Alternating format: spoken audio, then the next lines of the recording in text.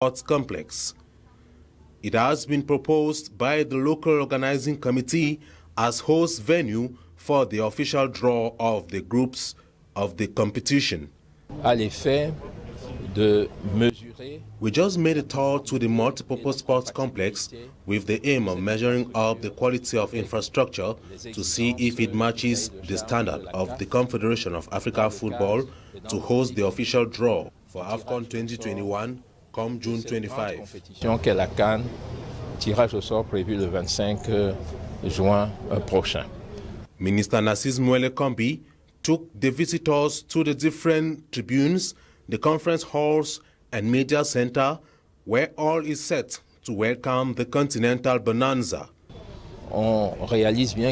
We realize that the offer is compatible with CAF demands and respects norms in terms of specimens, technical and technological installations, decoration, and the respect for physical distancing, amongst others. The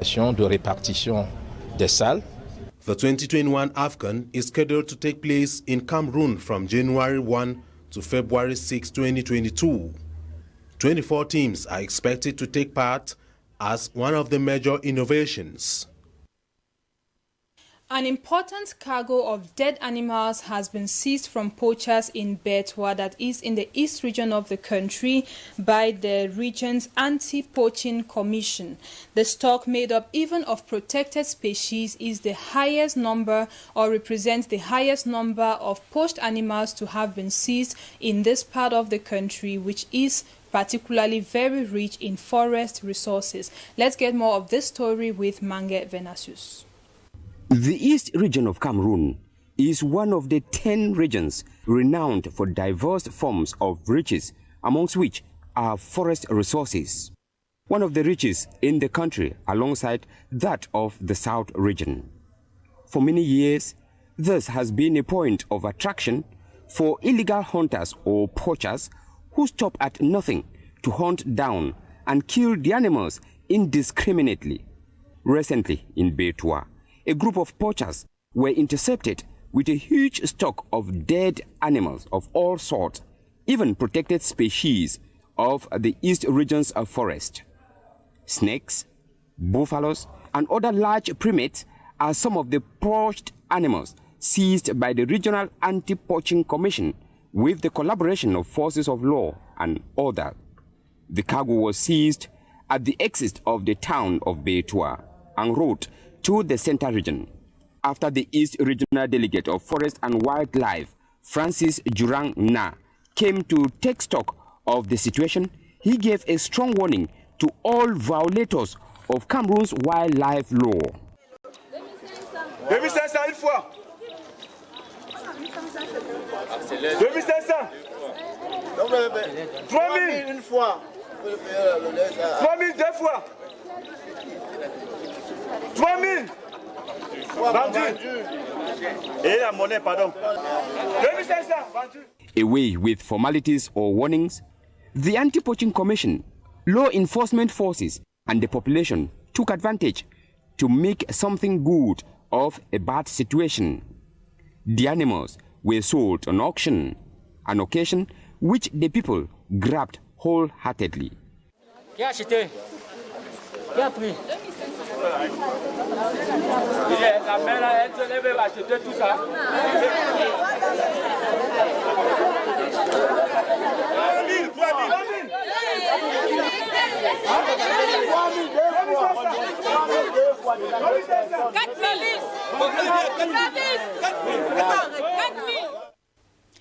Over to the far north region of the country, notably in the town of Marua, the people are already caught up in the effervescence of the celebration of the last day of the month of Ramadan.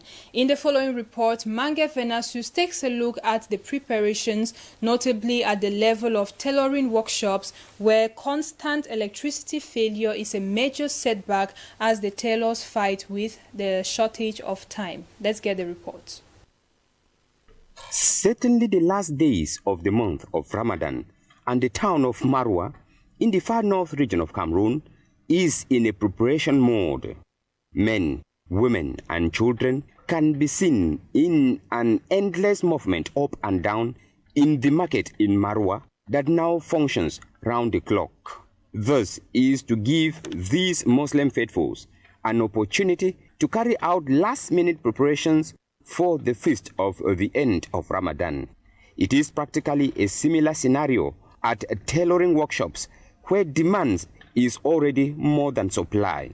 To make matters worse, electricity supply has been in an epileptic supply, leaving these tailors in a fix as deadline to deliver is fast approaching, with clients opting to personally press for their commands to be completed on time. This is what has pushed some tailors to resort to the use of electric power generators, while others revert to the old foot pedals to circumvent electrical energy barrier.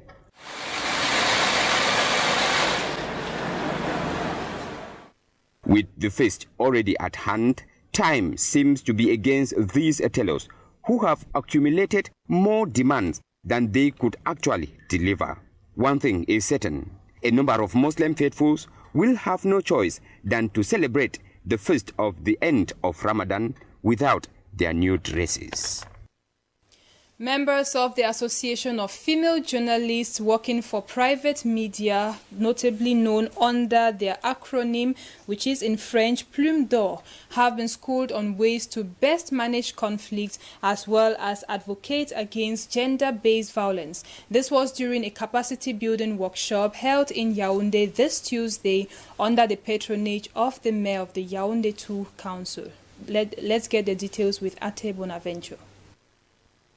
The 4-hour capacity-building seminar was aimed at schooling the members of the Female Journalists Association, Plume d'Or, on how they can contribute in solving societal ills such as gender-based violence and conflict management. When that type of conflicts goes on, the women are the most infected, and it's very important that they should be sensibilized about how to manage. That's the reason why we call here our experts to come and reinforce our capacity on the way to manage the conflicts. The different speakers took turns to explain how effective communication and sensitization can galvanize policymakers to institute laws that guarantee succession and land rights for women in Cameroon. We are trying to multiply program in our different medias on how to manage land conflicts and patrimonial conflicts.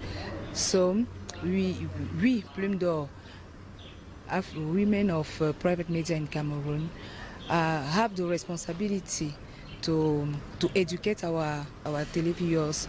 The event took place under the auspices of the Mayor of the Yaoundé 2 Council. Plume d'Or is a non-profit making association that promotes the United Nations Sustainable Development Goals and fight against gender violence and discrimination against women and girls.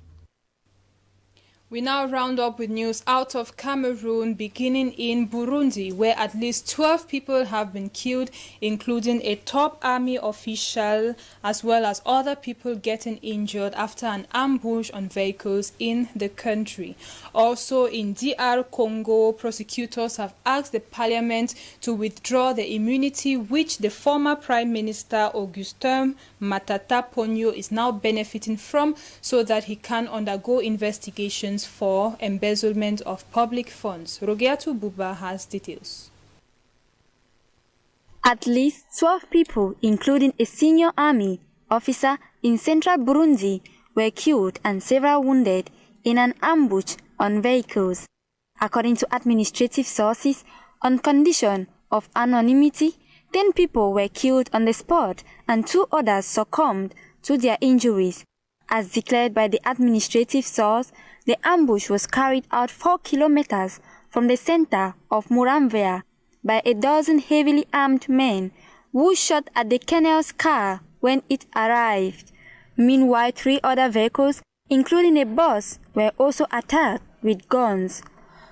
Such traps are increasingly common in Burundi. At least a dozen people were killed in several such attacks in late 2020. In mid-April, 7 people were also killed in the town of Rusaka in an attack on a bar attributed by the police to armed bandits. Prosecutors in the Democratic Republic of Congo have asked Parliament to lift the immunity of former Prime Minister Augustin Matata Ponyo so that he can face an investigation into embezzlement of public funds. A senior magistrate of the prosecutor's office declared there are serious indications of his involvement in the embezzlement of public funds intended for the agro-industrial park.